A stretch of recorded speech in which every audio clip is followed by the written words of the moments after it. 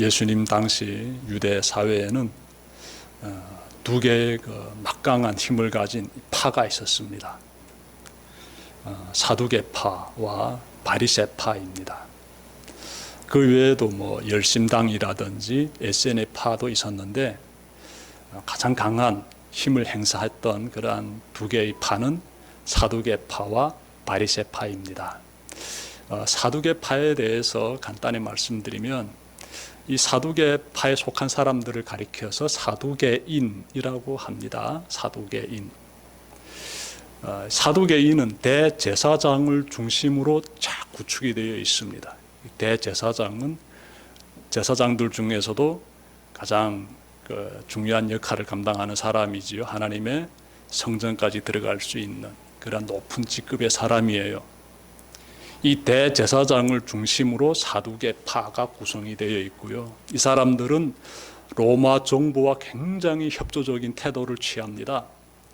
당시는 로마가 유럽 사회를 지배하고 있었지요.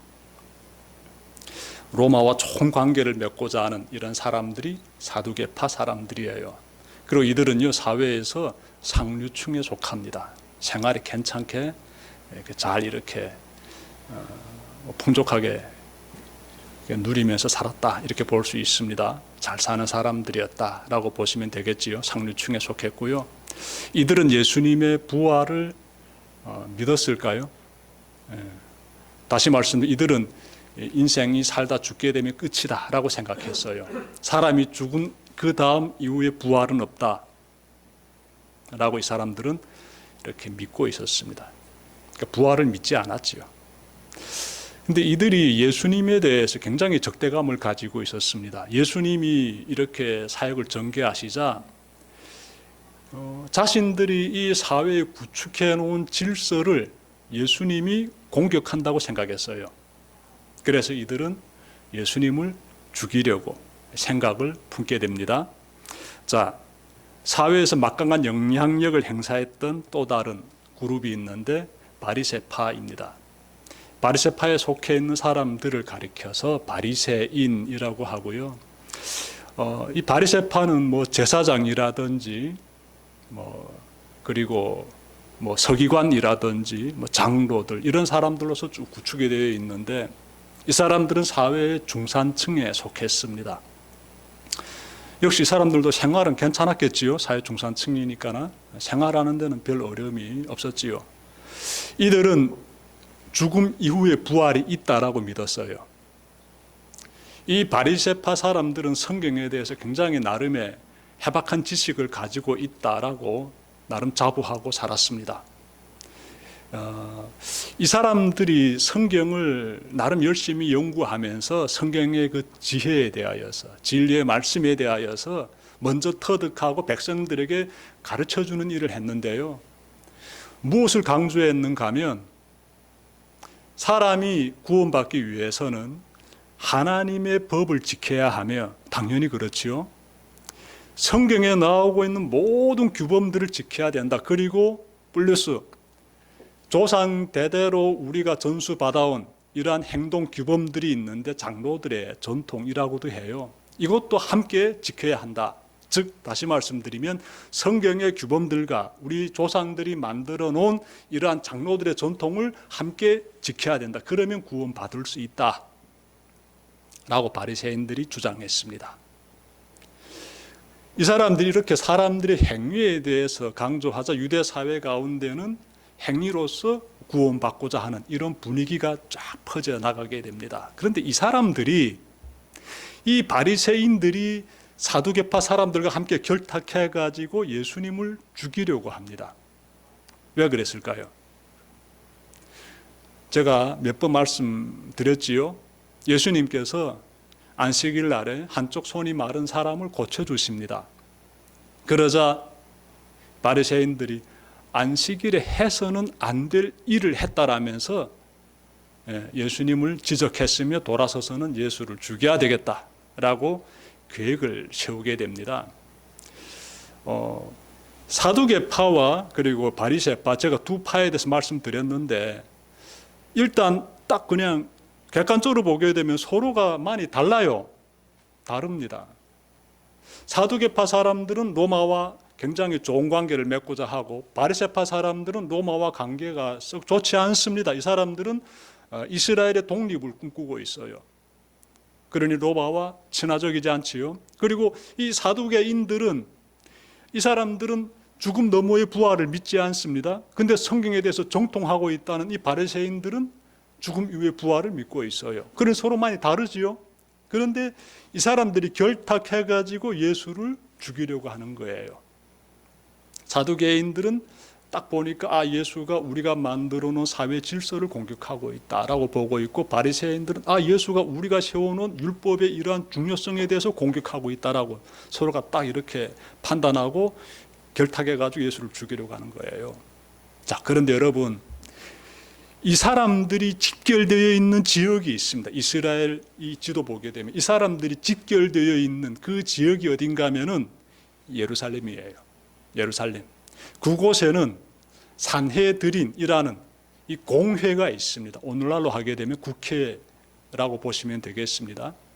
이 산헤드린 공회에 이 대제사장이 그곳에서 의장을 맡고 있습니다. 이 대제사장은 사두개파의 그 중심 인물이지요. 근데 이 사람이 산헤드린 공회에서 의장을 맡고 있어요. 그리고 70명의 장로라든지 뭐 서기관이라든지 그리고 뭐 누굽니까? 제사장이라든지 이런 사람들이 이 의원으로 활동하고 있어요. 이 예루살렘에 이러한 산헤드린이 탁 있는 거예요. 이 산헤드린은 이 의회를 보게 되면은 사두개파 사람들과 바리새파 사람들이 섞여 있는 거예요.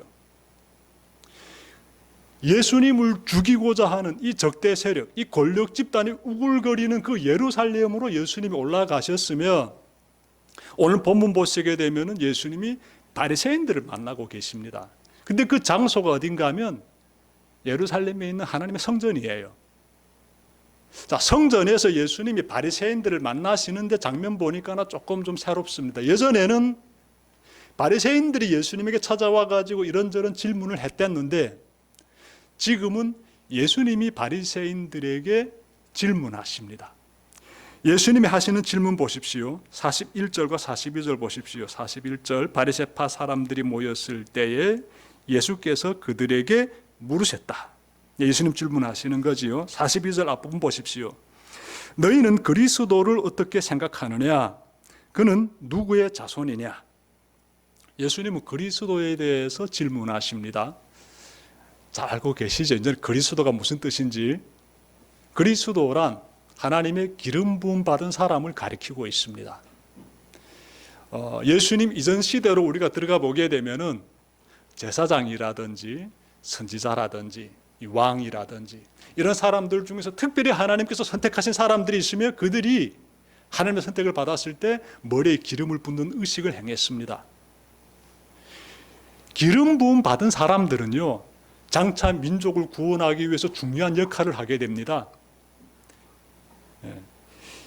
그런 사람들을 가리켜서 그리스도라고 해요. 하나님으로부터 기름 부음 받은 사람. 그래서 민족을 구원하기 위해서 중요한 역할을 하게 되는 사람, 그 사람들을 가리켜서 그리스도라고 합니다.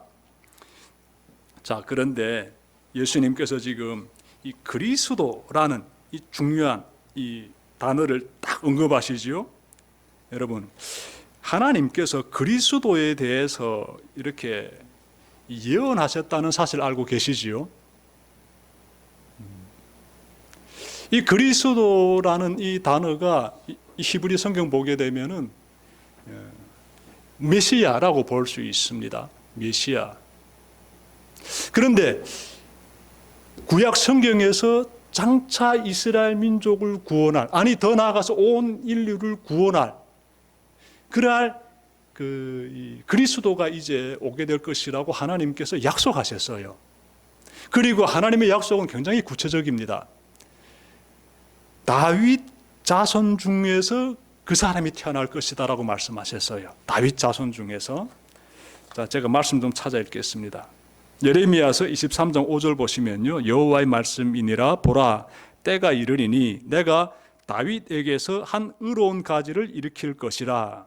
그가 왕이 되어 지혜롭게 다스리며 세상에서 정의와 공의를 행할 것이며 6절 그의 날에 유다는 구원을 받겠고 이스라엘은 평안히 살 것이며 그의 이름은 여호와 우리의 공의라 일컬음을 받으리라.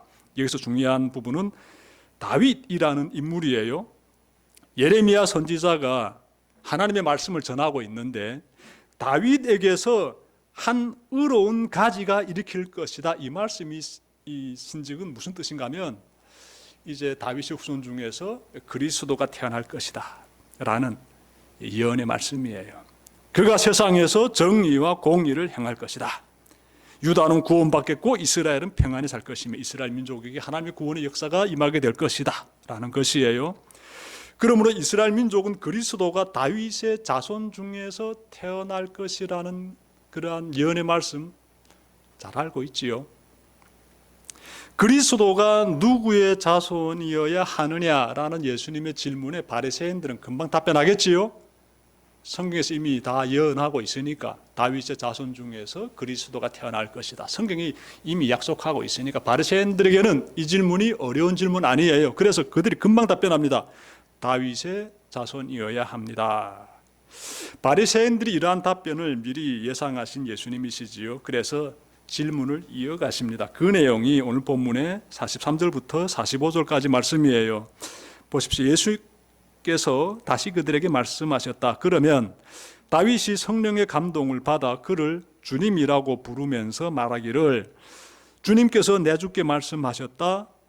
내가 내 원수를 내 발 아래에 굴복시킬 때까지 너는 내 오른쪽에 앉아 있으라 하였으니 이것이 어찌 된 일이냐.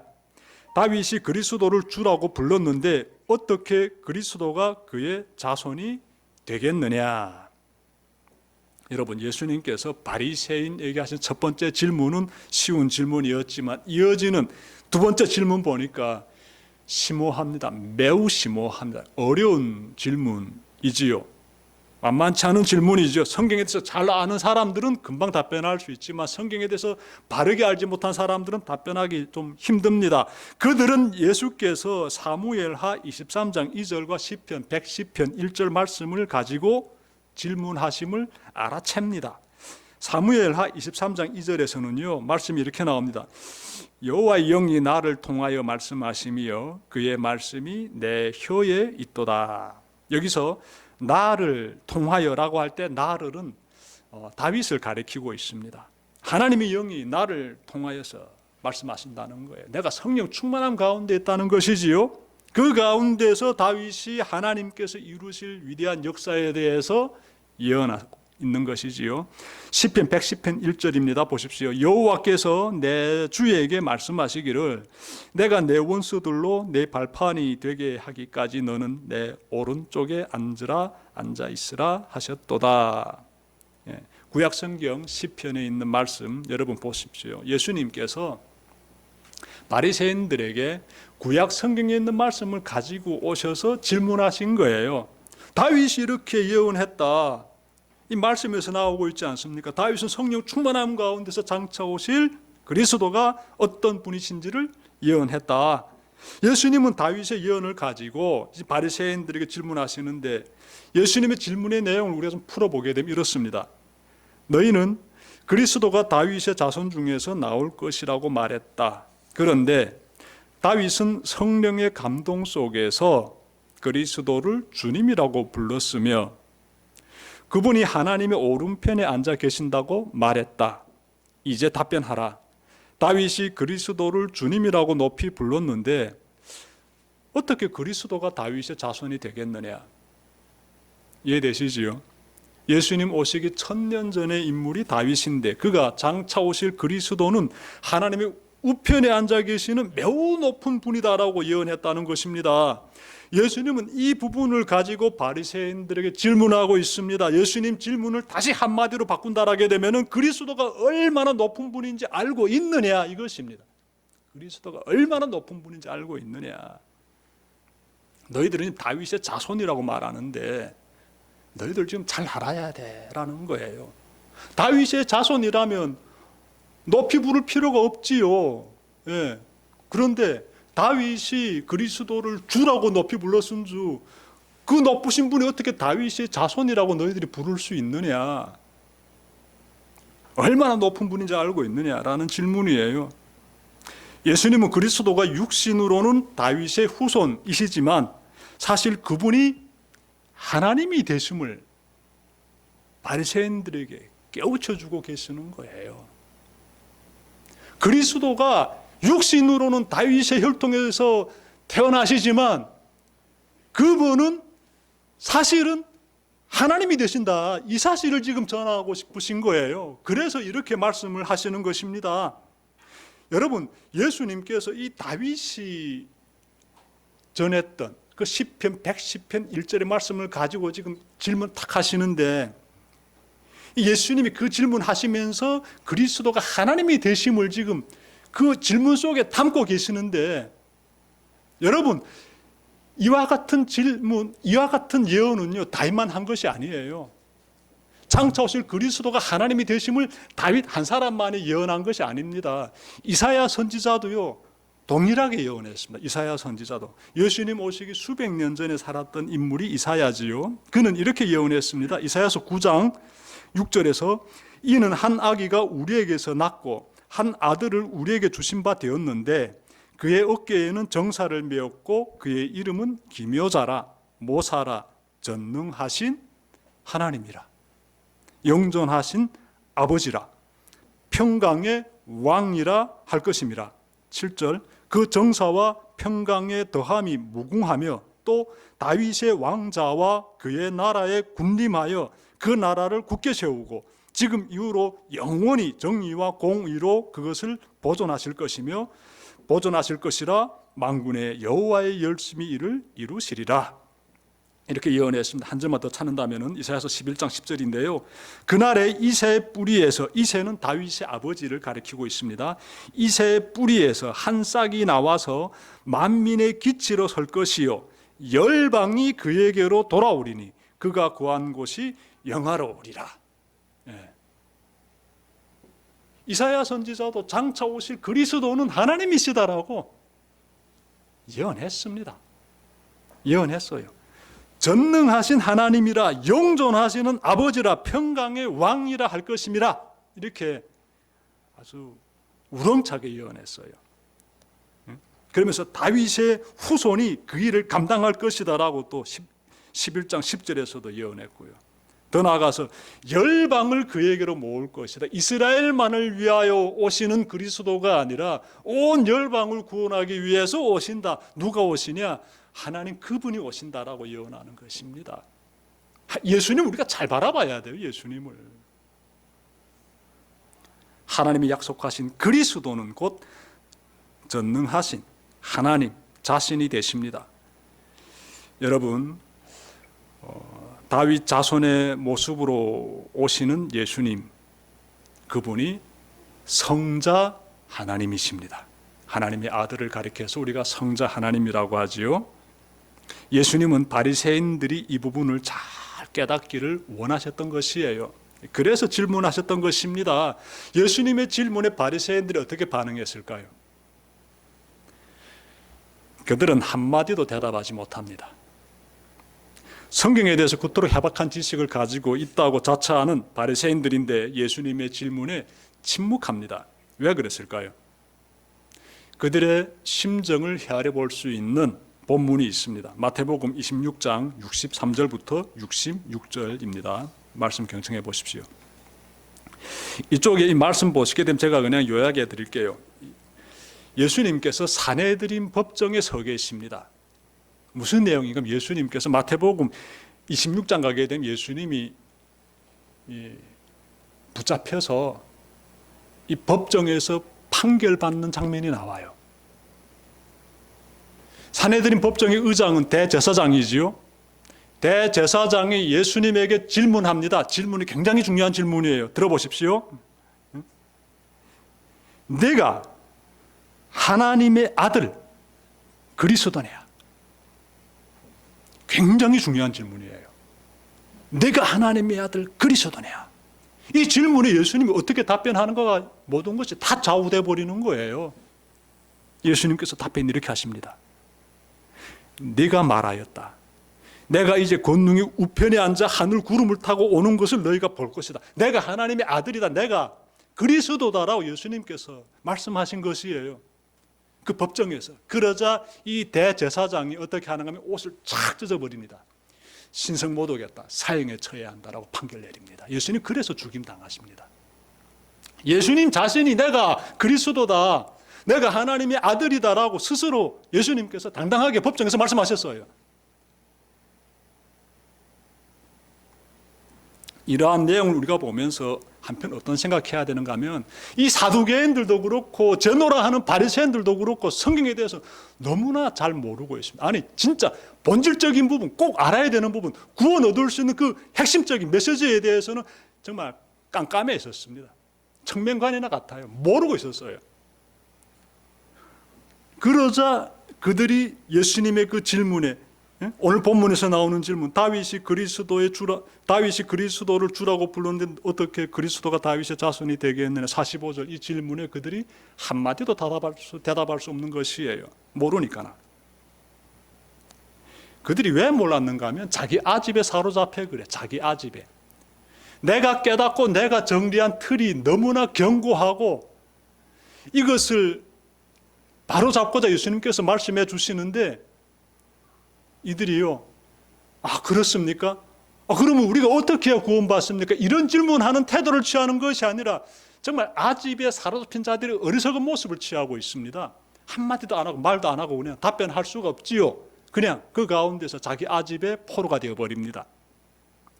그러면서 그들은 율법으로서 구원받는다는 것, 우리 인간의 행위로서 구원받는다는 것, 의롭게 된다는 것, 이것만을 끝까지 붙잡고자 합니다. 예수님은 이것이 잘못된 것이야, 인간이 스스로의 노력으로 어떻게 구원받아, 어림도 없다. 예수님은 이것을 지금 가르쳐주고자 하시는데, 저들은요 예수님의 그 귀한 메시지를 받아들이려고 하지 않는 것입니다. 탕탕 내팽개치는 거예요. 예수님은 바리새인들이 구원이라는 명분으로 사람들의 어깨에 매우 무거운 행위의 짐을 얹어놓는 것을 알고 계셨지요. 그래서 마태복음 11장 28절에서 수고하고 무거운 짐진 자들아 다 내게로 오라, 내가 너희를 쉬게 하겠다, 이렇게 예수님께서 말씀하신 것이에요. 우리 죄인들이 의롭게 되는 길은요 우리 행위로 안 됩니다. 아까 우리 찬양 부를 때 우리가 부끄럽게 살아왔던 그 시간들, 우리가 저질러왔던 그 허다한 죄악들 다 지워졌다라고 얘기했잖아요. 찬양 불렀잖아요. 어떻게 다 지워질 수 있습니까? 시퍼렇게 살아있는 거 아닙니까? 어떻게 그게 다 지워질 수가 있지요? 내가 이제부터 바르게 행동했기 때문에, 착하게 행동하면서 반듯하게 그렇게 살았기 때문에 그 죄들이 다 사라졌나요? 백날 천날 해보십시오. 아무리 노력해도요 의롭게 될 수 없습니다. 인간 스스로의 힘으로 안 돼요. 하나님이 그것을 아시기 때문에, 그래서 하나님께서 자신의 아들을 보내주신 것이죠. 그래서 인간이 의롭게 되는 길은 이 바리새인들이 말하는 것처럼 인간의 노력으로서 의롭게 되는 것이 아니라, 하나님의 아들이 이 땅에 오셔서 흘리신 그 십자가의 보혈과 그 부활하신 그 영광으로 말미암아서 우리가 그 길을 따라갈 때 구원을 얻을 수 있다. 이것이 복음이에요. 이것을 믿는 사람이 구원받습니다. 굉장히 중요한 내용이죠. 예수님께서 지금 복음을 전하고 계시는데, 자기 아집에 사로잡힌 자들은 그 복음을 받아들이려고 하지 않고 있습니다. 여러분, 예수님은 오늘도 우리에게 동일한 질문하십니다. 너희는 그리스도를 누구라고 하느냐? 혹시 바리새인들처럼 침묵하고 있지는 않습니까? 아직도 깨닫지 못해가지고 어떻게 답변해야 될지 몰라가지고 침묵하고 있지는 않습니까? 이 시간 이후로 잘 깨달읍시다. 예수님은 인간의 몸을 입고 이 세상에 오신 성자 하나님이 되십니다. 이 복음을 마음에 꼭 품고 붙잡고 살아야 됩니다. 그 길에 구원이 있습니다. 예수님을 나의 주, 나의 하나님으로 바라보며 새로운 한 주도 그리스도인다운 선한 삶, 사랑을 베푸는 삶을 잘 살아내는 여러분들 되시기를 주님의 이름으로 축원합니다. 기도드립시다.